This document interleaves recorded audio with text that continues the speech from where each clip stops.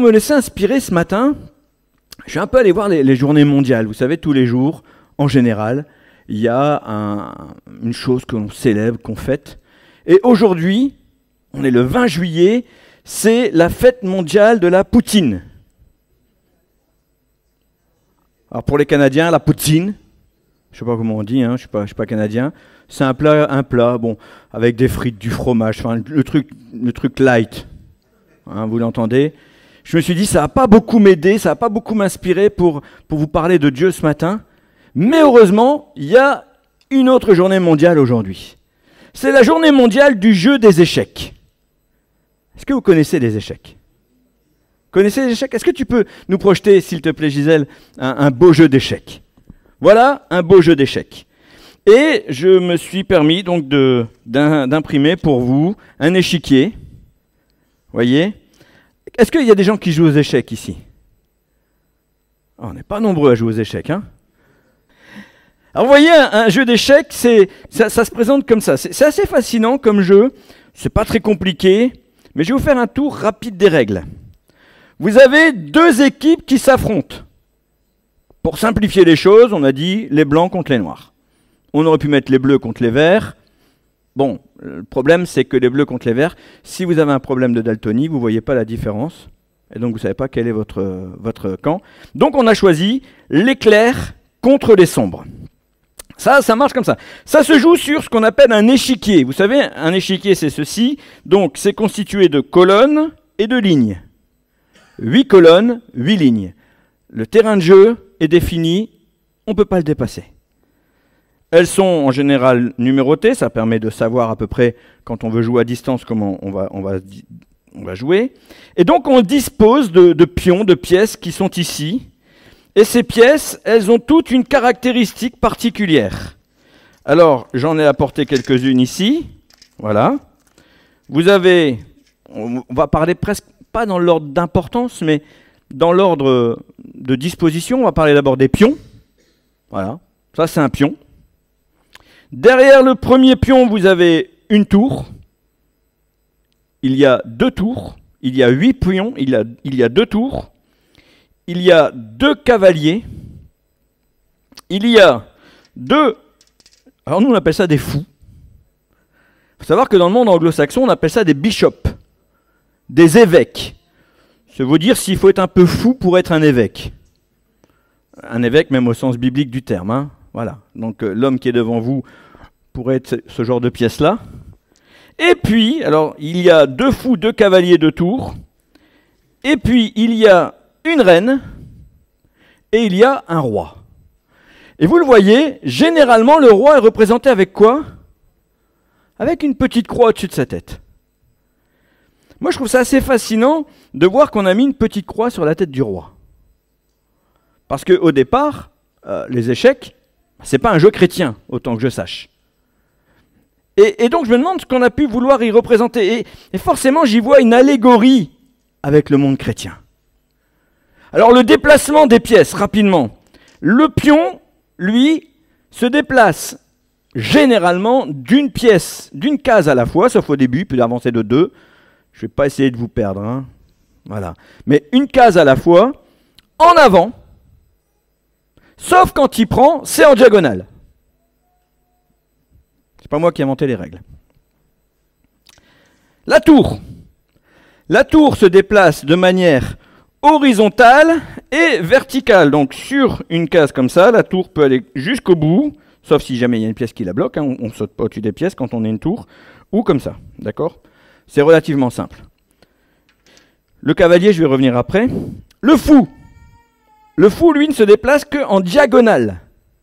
Donc vous avez ici, vous voyez sur la case, si jamais je vous montre ce fou-là, c'est un fou blanc, mais c'est un fou noir. C'est-à-dire qu'il ne sera jamais sur une case blanche. Il sera toujours sur des cases noires. Il peut se déplacer qu'en diagonale. Donc, quand il est sur une case noire, il peut aller ici, ici, ici, ici, mais il ne peut pas aller comme ça. D'accord? Le fou blanc, pareil. Le cavalier. Le cavalier, c'est un peu particulier. Le cavalier, il saute. Donc, moi, comment on m'a appris, après, quand vous savez jouer, vous commencez plus à compter le nombre de cases. Hein. Mais c'est 2 cases en avant, une case à droite, une case à gauche. Ou 2 cases sur le côté, une case à droite, une case à gauche. Donc ça veut dire qu'il part d'une case noire et arrive forcément sur une blanche. Donc s'il est ici, il peut aller là. Et part d'une case blanche pour arriver forcément sur une case noire. D'accord? Lui saute. C'est le seul qui puisse passer au-dessus des pièces. Le cavalier. Ensuite, il y a la reine. La reine se déplace horizontalement, verticalement et en diagonale. C'est l'une des pièces les plus puissantes, on va dire. Et puis après, il a le roi. Alors le roi, c'est pas compliqué. Il peut aller horizontalement, verticalement, diagonalement, mais que d'une case à la fois. Il n'est pas très rapide. Voilà. Alors quand on a compris un peu les règles, et je me souviens de mes débuts, eh bien on pourrait avoir le sentiment que la pièce la plus importante, c'est la reine. Parce qu'elle est puissante. Et si jamais on fait une allégorie, eh bien disons que la reine serait l'Église. Et on comprend donc que la pièce la plus importante n'est pas l'Église, mais c'est le roi. Parce que c'est le roi qu'il faut protéger. La règle du jeu, le but du jeu, c'est de faire en sorte que le roi n'ait plus d'échappatoire ou de protection. C'est-à-dire que je le mets dans une situation où au coup suivant, il est pris. L'objectif est de protéger, coûte que coûte, le roi. Pour protéger le roi, il n'y a aucun sacrifice inutile. Donc vous l'avez compris, si on ramène ça à l'allégorie chrétienne, le roi ce serait Christ. Le plus important dans la vie chrétienne, c'est Christ. Il est le roi. Et comme par hasard, les créateurs du jeu ont décidé de lui mettre une croix sur la tête. Je trouve ça assez fascinant. Donc je vous disais, c'est une belle représentation de la vie chrétienne. Nous sommes engagés dans un combat face à un adversaire qui n'a qu'une seule obsession, mettre notre roi en échec et mat. Échec et mat, c'est ce qu'on dit quand on a gagné la partie. Il y a également le pat, on y reviendra tout à l'heure, mais l'échec et mat, c'est ce qu'on dit quand on a gagné la partie. Et je vous le disais, la pièce la plus importante n'est pas la reine mais le roi. Souvent on veut protéger la reine, mais ce qu'il faut protéger, c'est le roi. Vous savez, le roi, on essaye de le mettre en échec. Et il y a 2000 ans à peu près, notre adversaire a cru avoir mis le roi en échec. Ce qu'il n'a pas compris, c'est qu'il venait jouer le coup de sa perte. C'est le coup qui a déterminé la fin de son règne. À partir du moment où il a joué ce coup-là, à partir du moment où il a mis Jésus sur une croix, Jésus est ressuscité des morts, il est vivant pour toujours. Ah, ça j'aime bien. Ah ouais, là il me fallait un amen. Hein.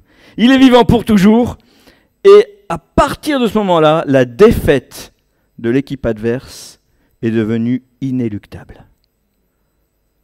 Quels que soient les prochains coups, il va perdre. Amen. Ah ouais, là, est-ce que vous pouvez me donner un bel amen là? Le diable a déjà perdu. Voilà, ça c'est une bonne chose. Alors, aux échecs, pour gagner la partie, il est indispensable de ne pas mépriser son adversaire. Parfois, on a l'impression que si on joue face à un enfant, si on joue face à une femme, puisque les grands maîtres en général sont des hommes, eh bien, on a l'impression que ça va être plus facile. Si on joue face à une personne plus âgée, on s'imagine que ça va être plus compliqué.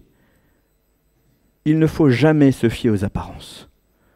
Tu ne peux pas savoir comment va jouer ton adversaire. Tu ne peux pas savoir comment le diable va jouer avec toi. Ne méprise jamais ton adversaire. Enfant, j'ai battu des adultes. Adulte, j'ai été battu par des enfants. Vous avez une excellente série sur Netflix qui s'appelle Le Jeu de la Dame. Si vous ne l'avez pas vue, je vous invite à regarder cette série. C'est assez impressionnant. C'est une femme qui terrasse même les plus grands maîtres au monde. Voilà. Et Et il y a eu des femmes, il y a des femmes grands maîtres aux échecs. Alors c'est un univers assez particulier, hein. Mais ne vous fiez jamais aux apparences. Et dans notre vie chrétienne, ne nous fions pas non plus aux apparences. Parce que notre adversaire, le diable, est comme un lion rugissant cherchant qui il va dévorer. Et parfois, il pourrait nous jouer des tours. Donc ni l'âge ni les apparences permettent de déterminer si ton adversaire est bon ou mauvais. Et la Bible nous affirme ceci. On va regarder dans Éphésiens chapitre 5, verset 15 et le verset 17. On prendra le verset 16 tout à l'heure, vous inquiétez pas. L'apôtre Paul dit « Prenez donc garde de vous conduire avec circonspection, non comme des insensés, mais comme des sages. » Vous savez, j'ai déjà vu des chrétiens qui auraient tendance à se dire « Ouais, moi, par rapport au diable, j'y vais, j'ai pas peur. » Je n'ai pas peur du diable. Mais méfie-toi de ton adversaire. Ne sois pas un insensé. Et au verset 17, il dit « C'est pourquoi ne soyez pas inconsidérés, mais comprenez quelle est la volonté du Seigneur. » Si tu veux être un bon joueur d'échecs, non seulement tu dois discerner le jeu de l'adversaire, mais tu dois aussi comprendre ton propre plan. Eh bien, le chrétien doit être pareil. Il doit discerner les ruses du diable et rentrer dans le plan de Dieu. De manière à ne pas passer à côté, parce que nous devons respecter les règles. Et ça aussi, on en reparlera dans un instant. J'aime beaucoup imaginer les membres de nos églises comme des pièces d'échecs. Alors, on a compris, le roi ce serait Christ. La reine, puisque la reine est généralement l'épouse de Christ, l'épouse du roi, on pourrait dire que la reine c'est l'Église. Voilà. Et puis il y a, mondialement, localement, des tours, des cavaliers et des bishops, des fous. Voilà. Et puis, il y a aussi les pions. Il y a une majorité de pions, il y a 8 pions. Donc le plus grand nombre de pièces sur un échiquier, vous l'avez compris, c'est les pions. Et là on pourrait dire, nous, chaque chrétien, on est comme un pion. On n'a pas la prétention d'être ni une tour, ni un cavalier, ni un fou, encore moins la reine.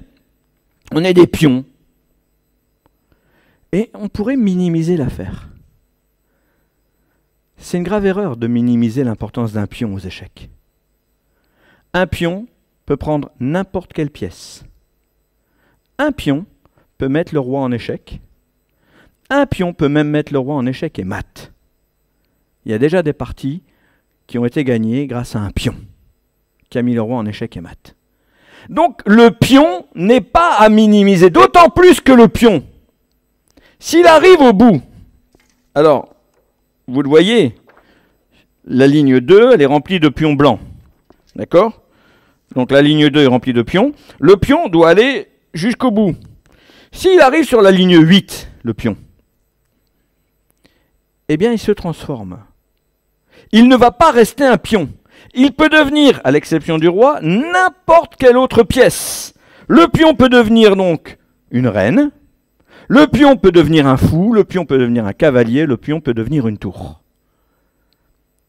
Et là aussi, j'y vois encore une belle image de l'Église, parce que n'importe qui d'entre nous est capable de devenir quelque chose de supérieur.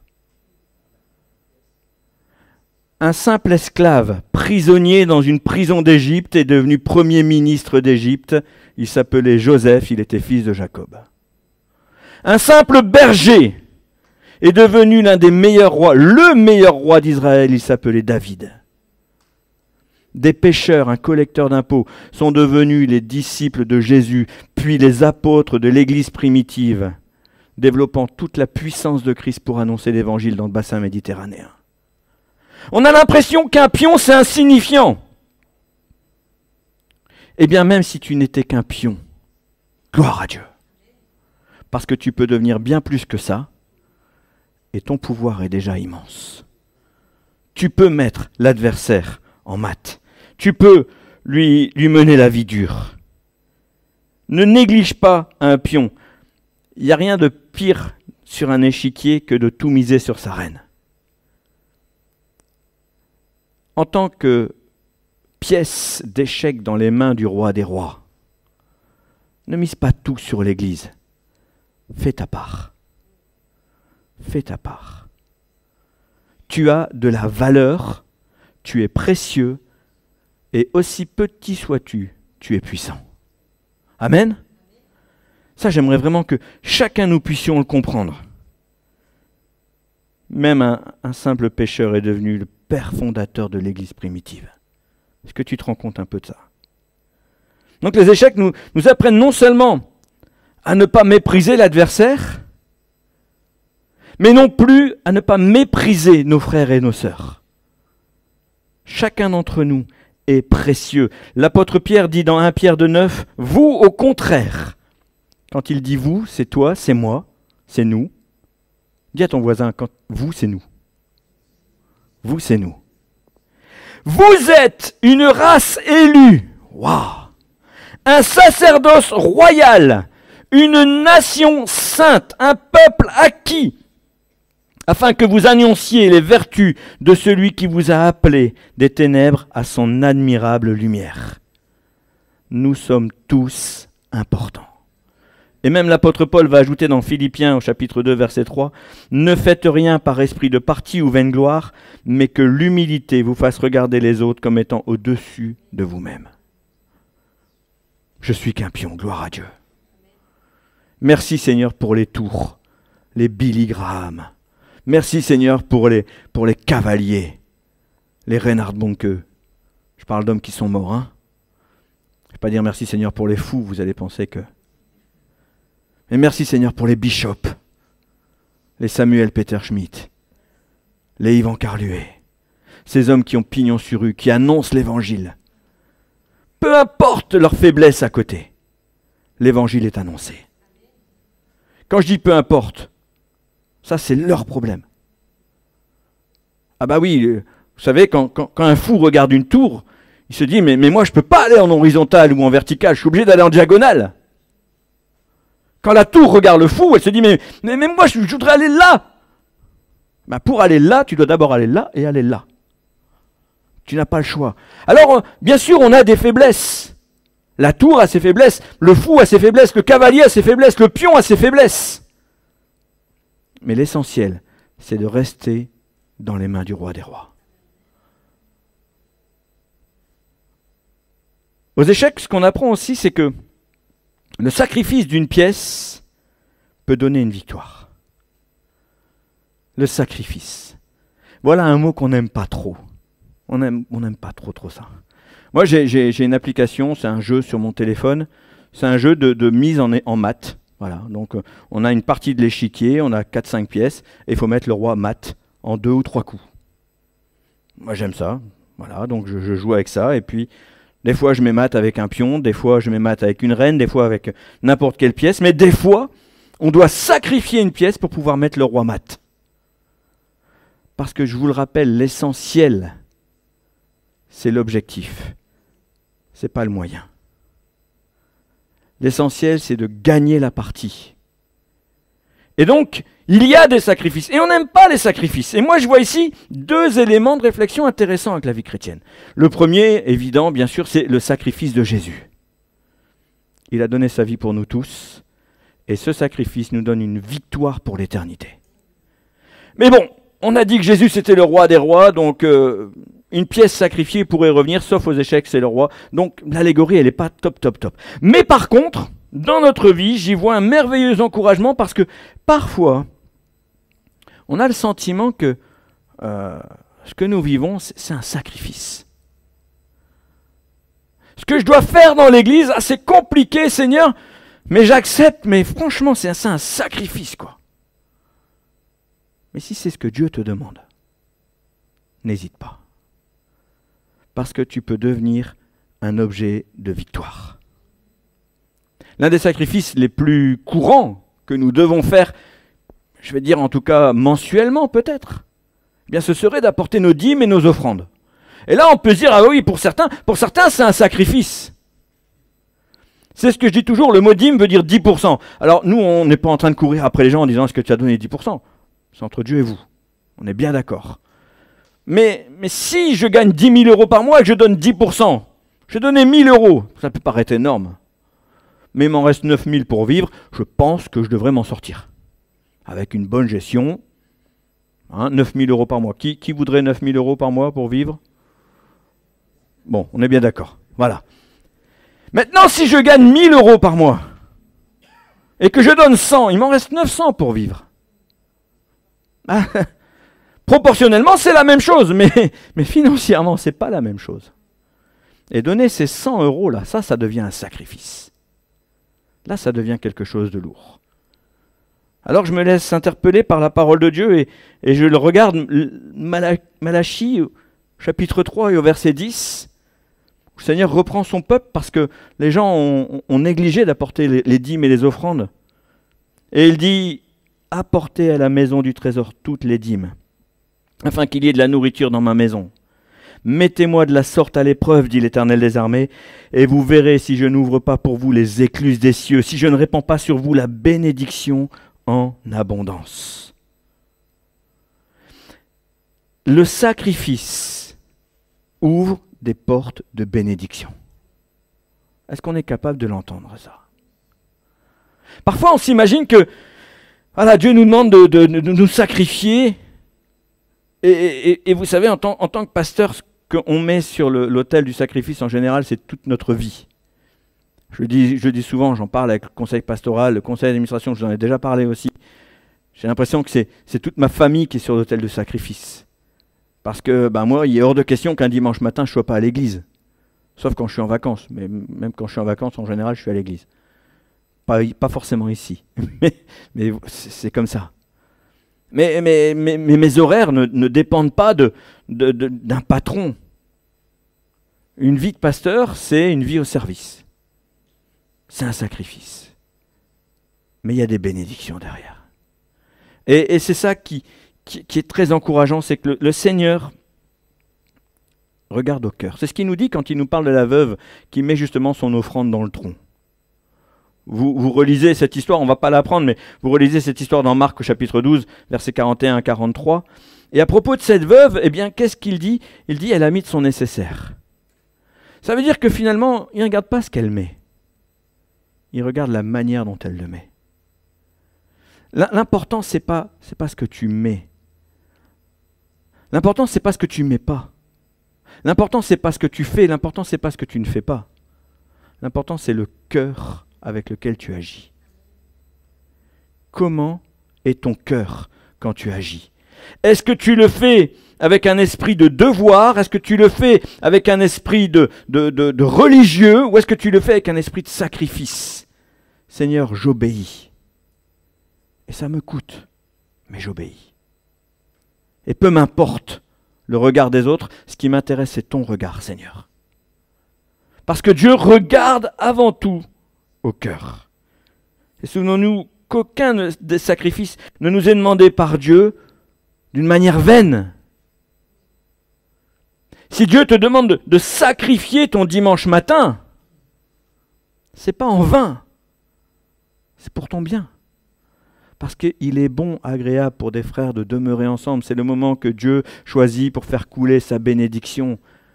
Et elle descend sur la tête, jusque comme sur la barbe, jusque sur les vêtements. C'est comme la rosée de l'Hermon. Relisez le psaume 133. C'est magnifique, ça nous encourage à être ensemble.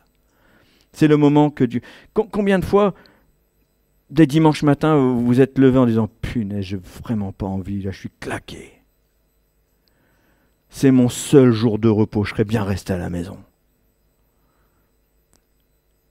Mais vous avez fait le sacrifice de venir. Et Dieu regarde ça et il dit, puisque tu as fait quelque chose qui te coûte, eh bien je vais ouvrir les écluses des cieux pour toi. Je vais t'apporter des bénédictions. Le sacrifice que Dieu nous demande n'est jamais vain. Et Dieu n'est redevable de personne. Alors n'allez pas imaginer quoi que ce soit, Dieu ne nous doit rien. Ah Seigneur, je t'ai donné, j'attends un retour. Non, Dieu ne te doit absolument rien. On a l'exemple d'une église sur une île française où il y a un procès qui est fait à l'église parce que le pasteur a prêché en disant « Donnez et Dieu vous rendra au centuple ». Et les gens ont donné et ils n'ont pas reçu au centuple. Alors ils ont fait un procès à l'église. Pathétique, hein? Ouais, les gens donnaient beaucoup d'argent et s'attendaient à un retour sur investissement. Bah ça marche pas bien et ils font un procès à l'église. Alors, le reste, ça me regarde pas, ça m'intéresse pas.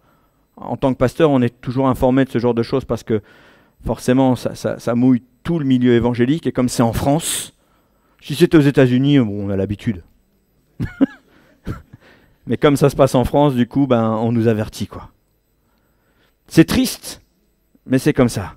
Donc Dieu ne nous doit rien, mais Dieu n'est redevable de personne.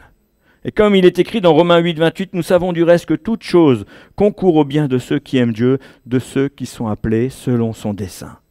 Si Dieu te demande quelque chose, ça va servir les intérêts du royaume, mais c'est aussi pour ton bien. C'est pas toujours évident à discerner, mais c'est aussi pour ton bien. Dieu n'oublie personne, il saura te bénir. Enfin, aux échecs, il est quand même à noter que la stratégie est ce qui est le plus important. Au départ, quand tu vas commencer à jouer aux échecs, tu vas jouer comme ça, un peu sans stratégie. On voit des coups sur Internet avec des personnes qui sont un peu naïves dans la manière de jouer et ça ne dure pas longtemps, une partie ne va pas durer longtemps. Mais un bon joueur a toujours plusieurs coups d'avance.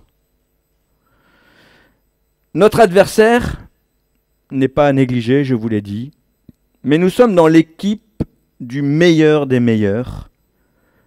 Lui, il n'a pas plusieurs coups d'avance, il a tous les coups d'avance. Jamais personne n'a surpris Dieu.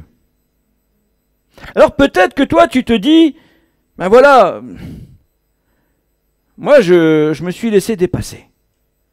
Ah, Dieu m'appelait, mais j'ai pas voulu obéir. Dieu me demandait, mais j'ai priorisé d'autres choses. Certaines personnes vont prioriser leur carrière. D'autres vont prioriser leurs amourettes. Des jeunes vont prioriser peut-être une vie dans le monde avant de complètement s'investir dans une vie en Christ. Je rappelle que être chrétien, ça ne veut pas dire être un ascète triste, se priver de tout. C'est la religion peut-être qui vous demande ça. Jamais Dieu vous demande de vous priver de tout. Il y a des règles bibliques, pas religieuses, mais Dieu ne vous demande pas de vous priver de tout. Alors après arrive un temps où on aurait des regrets. Ah oui, Dieu m'appelait, mais j'ai mis priorité sur ma famille, sur ma vie professionnelle, sur mes loisirs, sur. Tu n'as pas surpris Dieu. Dieu était au courant que tu allais faire ça. L'appel de Dieu est irrévocable. Romains 11, 29, Dieu ne se repent ni de son appel, ni de ses dons. Ce qu'il t'a donné, ce qu'il t'a appelé à faire, c'est sur ta vie. Il n'est pas trop tard. Peut-être tu te dis, oui, mais je suis passé à côté. Dieu avait anticipé. Il a plusieurs coups d'avance. Pendant 5 ans, j'ai refusé d'entrer dans le ministère pastoral. Dieu savait que j'allais mettre 5 ans pour y aller. Je ne l'ai pas surpris. Je ne l'ai pas déçu. Il me connaissait par cœur. Il savait très bien le temps que ça allait prendre. Et si vous regardez, on va reprendre Éphésiens 5, les versets 15, 16 et 17. On l'a déjà lu, le verset 15, et on a déjà lu le verset 17. Prenez donc garde à vous conduire avec circonspection, non comme des insensés, mais comme des personnes sages. Et regardez le verset 16. Rachetez le temps, car les jours sont mauvais. C'est possible de racheter le temps. C'est pourquoi ne soyez pas sans prudence, mais comprenez quelle est la volonté du Seigneur. Ok Seigneur, je suis passé à côté. Eh bien je te demande pardon. Mais maintenant je veux rentrer dans ce que tu as prévu pour moi. Ah oui, mais moi tu sais, je suis vieux. Ne te conduis pas comme un insensé. L'apôtre Paul insiste, ne te conduis pas comme un insensé. Il vient de te dire, tu peux racheter le temps, il n'est pas trop tard. Ah, mais moi, ça y est, je suis marié, il n'est pas trop tard. Dès lors que tu as compris que tu t'étais trompé où tu as discerné que tu n'avais pas fait ce que Dieu te demandait, tu peux revenir. Et tu peux encore servir. Et si tu es un pion, tu peux encore devenir une pièce majeure. Parfois sur l'échiquier, il y a des pions qui n'ont pas bougé de leur place initiale. Mais sur la fin de la partie, en 7 coups, ils peuvent devenir une reine, une tour, un cavalier, un fou. En 7 tours, il n'est pas trop tard. Ça peut arriver que sur un échiquier, il reste 2 rois et un pion. La partie peut encore être gagnée. On peut mettre mat avec n'importe quelle autre pièce, même avec un pion. Alors peut-être que toi, tu ignores comment c'est possible. Mais Dieu le sait comment c'est possible. Dieu, il n'a pas perdu de vue. Tu peux commencer à te former. Il n'est pas trop tard. Il y a des hommes et des femmes qui, arrivés à la retraite, démarrent un cours Insté. Et ça leur fait un bien fou. Il y a des hommes et des femmes qui, arrivés à la retraite, s'engagent dans des œuvres comme les Gédéons. On a enfin du temps pour nous. Eh bien, on va donner du temps à Dieu. Et on va rentrer dans un service. On va rentrer dans une activité. Ah, peut-être que maintenant, tu n'es plus en âge d'avoir ni la force physique, ni d'avoir l'énergie pour faire quelque chose. Tu peux quand même continuer de bénir. Quand tu viens à l'église, tu peux encourager la jeunesse à tenir bon. Tu peux apporter ta dîme et ton offrande. Tu peux commencer à proclamer des paroles de bénédiction sur les autres. Tu peux rentrer dans une vie de prière. Tu n'as plus la force et l'énergie pour aller sur le terrain? Soutiens les équipes qui sortent. Sois une bénédiction. Là où tu es, il n'est pas trop tard. Ah, j'ai négligé ma vie de prière toute ma vie. Tu es encore vivant. Prends une vie de prière. Il n'est pas trop tard. Comme on dit très souvent ici, je pense que vous n'avez pas fini de l'entendre, le ministère de chauffeur de chaise n'existe pas. C'est ça, JB, hein? Ça n'existe pas. Personne ici n'est inutile. Quel que soit ton service, même si tu n'étais qu'un simple pion, tu as un rôle à jouer. Amen. Alors c'est vrai, on n'est pas tous passionnés par ce jeu. Il est même fort probable que, parce qu'on l'a vu, la majorité d'entre nous ne sache pas vraiment y jouer. Mais il y a quand même une chose qu'on ne doit pas négliger.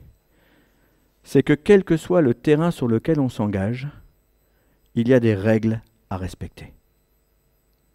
Il y a des principes auxquels on ne peut pas déroger. Et là, on va sortir du jeu d'échecs, mais on va rester dans le royaume de Dieu. Au sein du royaume de Dieu, il y a aussi des règles auxquelles on ne peut pas déroger.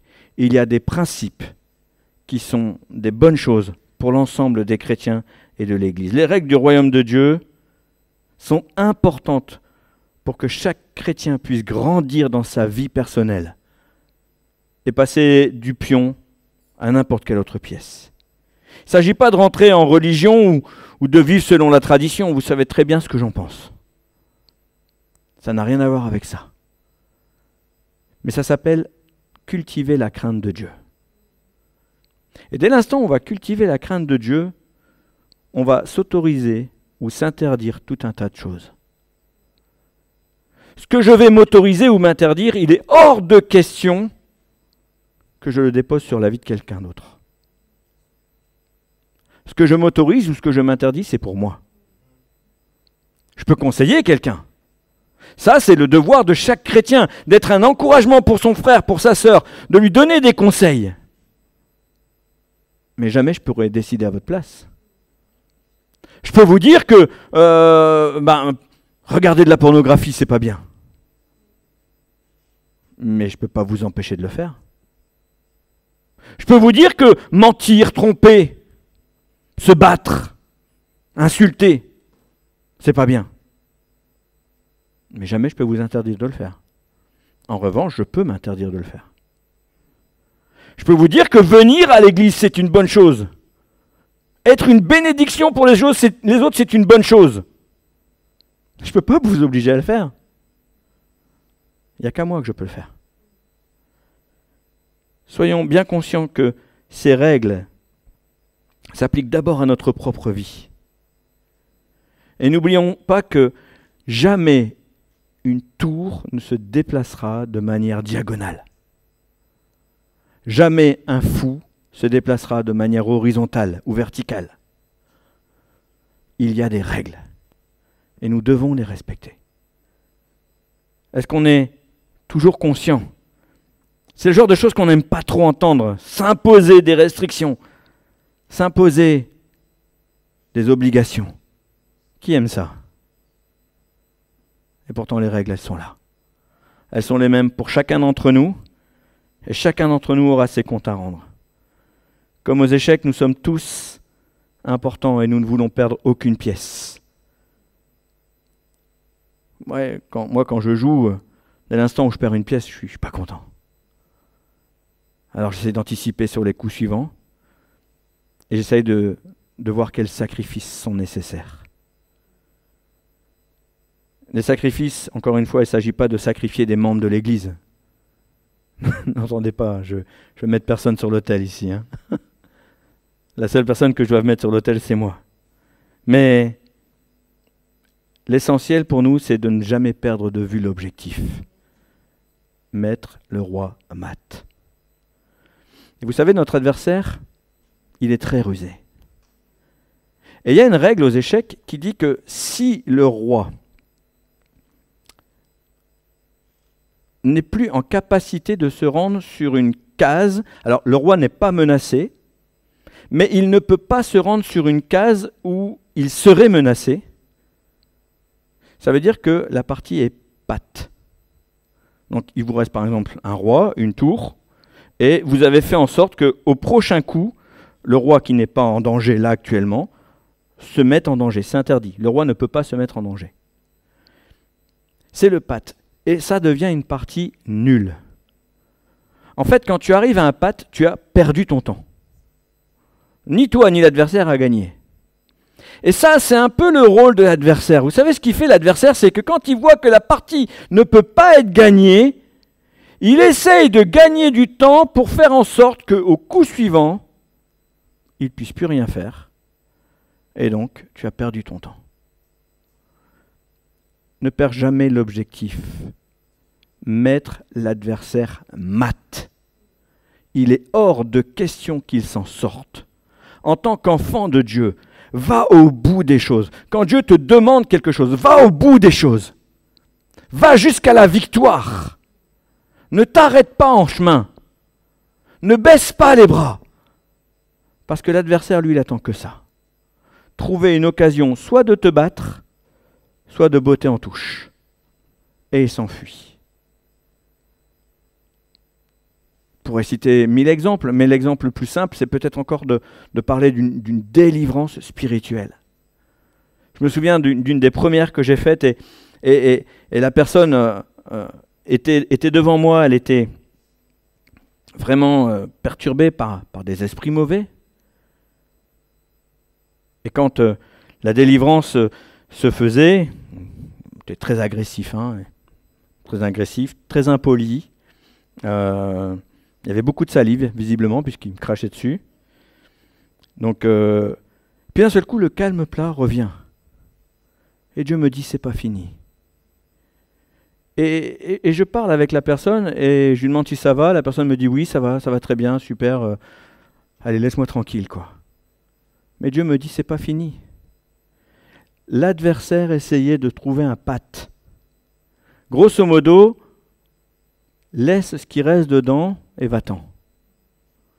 Si je m'étais levé, si j'étais parti, le calme était revenu dans la maison, eh bien la personne se retrouvait avec ce qu'elle avait en elle, ses esprits impurs, ses esprits mauvais, et elle aurait continué son cirque. Il n'aurait pas fallu attendre une semaine ou deux pour retomber dans tous les travers d'avant. Mais là, j'ai éprouvé son cœur. Et je me suis rendu compte que ce que je ressentais en moi-même, ce que le Saint-Esprit me disait, alors le Saint-Esprit ne ment pas, mais parfois on pourrait croire que c'est nous, eh bien oui, c'était vrai, c'était pas terminé. Et il a fallu encore lutter 10-15 minutes pour arriver au bout de cette délivrance. Et la personne a eu une totale délivrance. Et là, c'était terminé. Le gars s'est relevé et sa vie était vraiment transformée. C'était impressionnant. Mais si j'avais accepté le pacte, c'était match nul. J'avais juste perdu mon temps, mon énergie, parce que lui n'était pas délivré, et moi je n'avais pas de victoire. Par contre, oui, j'avais gagné la paix. Le diable ne veut pas la paix. Très souvent, nous méprisons notre adversaire et nous nous imaginons que juste avoir la paix, c'est une bonne chose. Le diable ne veut pas la paix. Parce que regardez un peu ce qui se passe avec Israël. Regardez l'histoire d'Israël dans la Bible. Dès l'instant où un peuple était laissé, que la paix revenait, quelques années après la guerre était de nouveau là. Dieu avait demandé d'exterminer des peuples. C'est pas très chrétien, c'est juif. Voilà. Dieu avait demandé d'exterminer des peuples. Ils n'ont pas obéi et ils en subissent encore aujourd'hui les conséquences. Est-ce que vous vous rendez compte un peu? Le diable ne cherche pas la paix. Le diable cherche un moment de répit. Ne lui offrons aucun répit.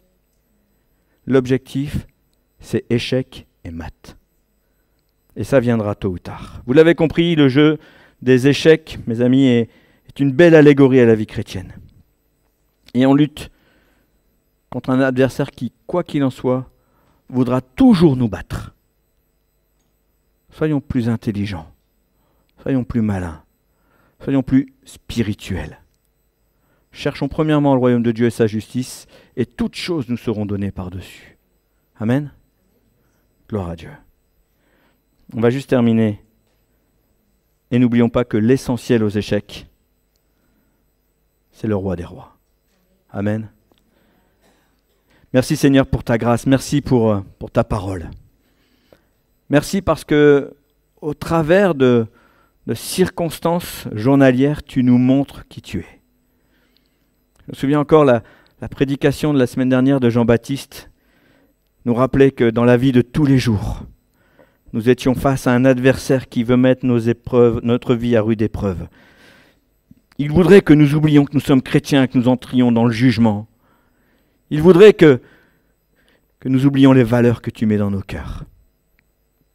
Et Seigneur, nous, ce que nous voulons, c'est avancer selon les règles et les principes du royaume de Dieu.